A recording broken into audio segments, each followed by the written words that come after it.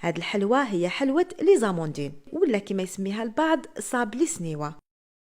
اذا اول مرحله رايحين نحضروا بات صابلي اللي نحتاج فيها 100 غرام زبده او مارغرين اللي تكون بدرجه حراره المطبخ. نضيف عليها 2 مغارف كبار ونص سكر ناعم ما يعادل 45 غرام، وصفار حبه بيض اللي هي ايضا تكون بدرجه حراره المطبخ، وبلا ما ننسى رشه الملح وملعقه صغيره تاع لافاني. هنايا راح نخلط الكل مع بعض غير بيدي حتى يتجانسوا مليح ونتحصلوا على خليط يكون كريمي. واكيد تقدروا تعملوا المضرب اليدوي ولا المضرب الكهربائي. وبعد ما يتخلطوا مليح راح نبدا نضيف الفارينه تاعي تدريجيا. الفارينه دائما تكون منخوله ولا مغربله. نضيفها هنا بالنسبه للكميه تاع الفارينه راح تدي لكم حوالي 180 غرام اللي راح تجيكم كاس ونص، ودائما بنفس الكاس اللي يرفد 220 مليلتر. وبالنسبه للقوام المطلوب في هذه العجينه ولا في هذه الوصفه لازم تكون طريه وما تلصقش في اليد. من بعد راح نلفها في كيس بلاستيكي وندخلها للثلاجة مدة 10 دقائق. المرحلة الثانية رايحين نوجدوا فيها الحشو اللي نحتاج فيه 125 غرام زبدة أو مارغرين اللي تكون الذوق تاعها بنين. نضيف عليها كأس إلى ربع سكر ناعم ما يعادل 90 غرام اللي لازم يكون مغربل. نضيف أيضا ملعقتين كبار من الفارينة اللي يكونوا معمرين مليح، هنايا ما يعادل 40 غرام، وزوج حبات بيض. وفي الاخير رايحه نضيف كاس اللي يكون معمر مليح من اللوز اللي يكون محمص ومطحون رقيق ما يعادل 125 غرام. هنايا اللوز استعملت لوز بالقشور، هكذا اعملوا لوز بالقشور باش تجيكم هذا الحشو بنين. وكما تقدروا تعوضوه ايضا بالكاوكاو. ونخلط كلش مع بعض مليح بسباتيل هكذا باش من بعد كي نضربوا بالمضرب الكهربائي ما يطيرش عليا هذوك النواشف. يعني نخلطهم شويه هكذا بسباتيل. من بعد رايحه نجيب المضرب الكهربائي ونبدا نضربهم على سرعه اللي تكون عاليه حتى يتجانس الكل مع بعض ونتحصلوا على كريمه. هنا بعد ما وجدت الكريمه هاوليكم قوامها ولا شكلها كيفاش يكون. رايحه نديرها في كيس حلواني ولا في بوش ونخليها بجيه. ونروحوا هنايا للمونتاج. هنا حنرجع للعجينه تاعي بعد ما ريحت 10 دقائق في الثلاجه. رايحه نحط كيس بلاستيكي كما راكم تشوفوا فوق طاوله العمل.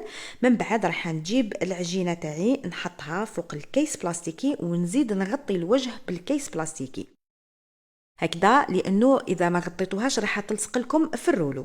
وما حبيتش نعمل الفارينه لانه اذا عملت الفارينه من بعد راح تجيني هذيك لاباط قاصحه ولا يابسه. نفتحها غير بشويه حتى نتحصلوا على سمك يكون يعني ما يكونش رقيق بزاف ويكون في المتوسط حوالي 2 حتى 3 ملم. نتوما هنايا ما تتقيدوش بهذه الصينيه. كي تفتحوا العجينه تاعكم بالسمك المطلوب رايحين تشوفوا صينيه اللي تجي على هذيك العجينه اللي تحصلتوا عليها هكذا باش من بعد ما تقولوليش درتها جاتني رقيقه بزاف ولا درتها جاتني خشينه. يعني طيبوا في الصينيه اللي جات عليها الحلوى تاعكم ولا اللي جات عليها العجينه تاعكم، ان شاء الله برك تكونوا فهمتوني. هكذا نزيد نسويها شويه غير بيدي. من بعد راح نتخلص من هذاك الزائد اللي يكون على الطرف ونسيي كيفاش اني يعني نحطو من هكذا باش ما نخسرش هذيك العجينه ونربحها حبات حلوه.